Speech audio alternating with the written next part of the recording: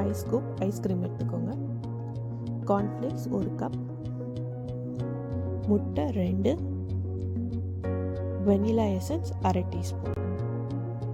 முதல்ல ஃப்ரீசரில் வைக்கிறதுக்கு ஏற்ற மாதிரி ஒரு ட்ரே எடுத்துக்கோங்க. அதுக்கப்புறமா அதில் கொஞ்சம் ப்ரௌன் பேப்பர் இல்லைன்னா கிளிங் ரேப் இல்லைன்னா பேக்கிங் பேப்பர் ஏதாவது ஒன்று போட்டு நல்லா செட் பண்ணிக்கோங்க.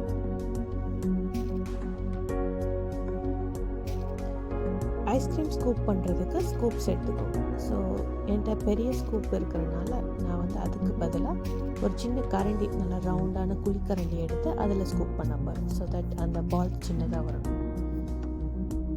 ஸோ நான் வெனிலா ஐஸ்கிரீம் யூஸ் பண்ணியிருக்கேன். நீங்கள் என்ன ஃப்ளேவர் ஐஸ்கிரீம் உங்களுக்கு பிடிக்குதோ இல்லை டிஃப்ரெண்ட் ஃப்ளேவர்ஸ் வேணாலும் ஸ்கூப் பண்ணி இந்த மாதிரி நல்லா ரவுண்டாக பாலாக ஸ்கூப் பண்ணி இந்த ஐஸ் ட்ரேயில் வச்சுக்கோங்க.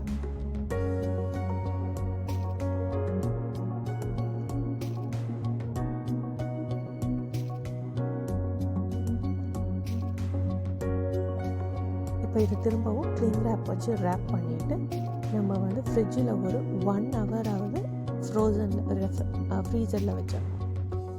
இப்போ கார்ன்ஃப்ளேக்ஸை எடுத்து பிளெயின் கார்ன்ஃப்ளேக்ஸ் எடுத்துக்கோங்க.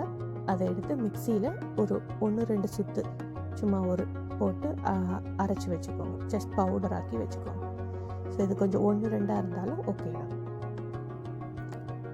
இப்போ நம்ம மிக்சியில் கார்ன்ஃப்ளேக்ஸ் அரைச்சாச்சு. ஸோ இந்த மாதிரி பவுடராக கொஞ்சம் அதே நேரத்தில் 1-2 இருந்தாலும் ஓகே.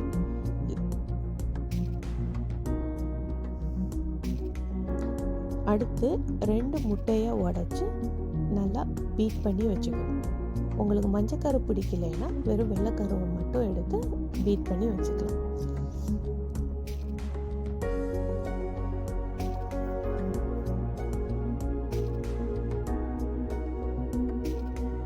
முட்டையை நல்லா கலக்கிக்கோங்க. ஸோ அந்த மஞ்சக்கரும் வெள்ளைக்கரும் நல்லா ஒன்று சேர்ந்து மிக்ஸ் ஆகிற மாதிரி நல்லா கலக்கிக்கோங்க. ஸோ உங்கள்கிட்ட எக் பீட்டர் இருந்தால் எக் பீட்டர் வச்சு அடிச்சுக்கலாம். இப்போ இதில் நான் ஒரு 1/2 டீஸ்பூன் வெனிலா எசன்ஸ் ஊற்றிக்கிறேன்.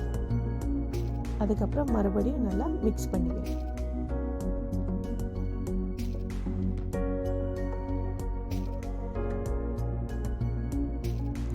இப்போ நம்ம ஃப்ரிட்ஜில் ஃப்ரீஸ் பண்ணி வச்சுருந்த அந்த ஐஸ்கிரீமை எடுத்து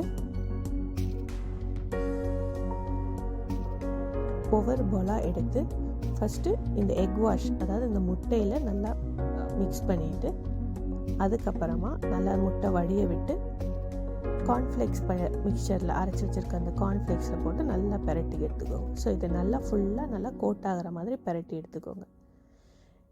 இதே மாதிரி நம்மளோட ஒவ்வொரு ஸ்கூப் ஐஸ்கிரீமையும் எடுத்து நல்லா முட்டையில் துவைச்சி அப்புறம் கார்ன்ஃப்ளேக்ஸில் பெரட்டி மிக்ஸ் பண்ணி எடுத்து வச்சுக்கோங்க.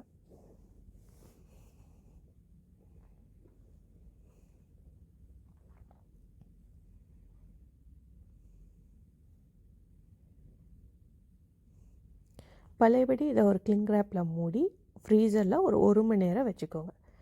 திரும்ப கொஞ்சம் நேரம் அந்த 1 ஹவர் கழித்து இதை எடுத்து நம்ம திரும்ப ரீகோட் பண்ண போகிறோம் இதே மாதிரி. இப்போ ஃப்ரீசரில் வச்சுருங்க. A few moments later. So நம்ம திரும்ப இப்போ நல்லா ஃப்ரீசரில் அது பார்த்திங்கன்னா கட்டி ஆயிடுச்சு. அதை பழையபடி அதே ஸ்டெப் பண்ண மாதிரியே முட்டையில் மிக்ஸ் பண்ணி திரும்ப கார்ன்ஃப்ளேக்ஸில் நல்லா பெரட்டி எடுத்து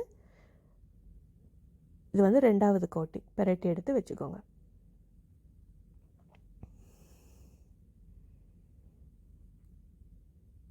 மறுபடியும் எல்லாம் பெரட்டி எடுத்த பிறகு கிளிங் ரேப் போட்டு ஃப்ரீசரில் ஒரு 2 மணி நேரம்லேருந்து 3 மணி நேரம், இல்லை நீங்கள் எப்போ வறுக்க போகிறீங்களோ அப்போ எடுத்தால் போதும்.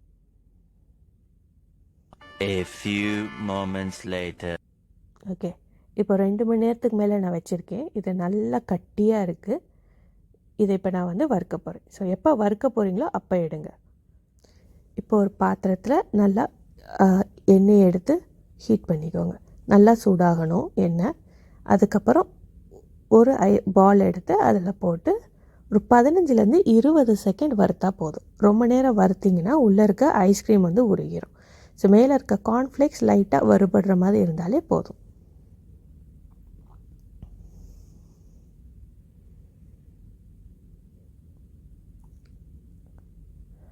இப்போ நம்ம ஐஸ்கிரீம் ரெடி ஆயிடுச்சு. கட் பண்ணி பார்க்கலாம். இப்போது உள்ளே எப்படி இருக்குன்னு பாருங்கள். ஸோ உள்ளே பார்த்தீங்கன்னா நல்லா கோட்டாக இருக்குது. ஒரு சின்ன லேயர் ஐஸ்கிரீமை சுற்றி நல்ல ஒரு லேயர் ஃபார்ம் ஆகிருக்கு. இப்போ இதில் நீங்கள் வேணுங்கிற டாப்பிங் போட்டு சர்வ் பண்ணலாம். ஸோ நான் இதில் ஜஸ்ட் கொஞ்சம் சாக்லேட் சாஸ், டியூட்டி ஃப்ரூட்டிலாம் போட்டு டெக்கரேட் பண்ணியிருக்கேன். நீங்கள் உங்களுக்கு பிடிச்ச மாதிரி எப்படி வேணாலும் இதை டெக்கரேட் பண்ணியிருக்கலாம்.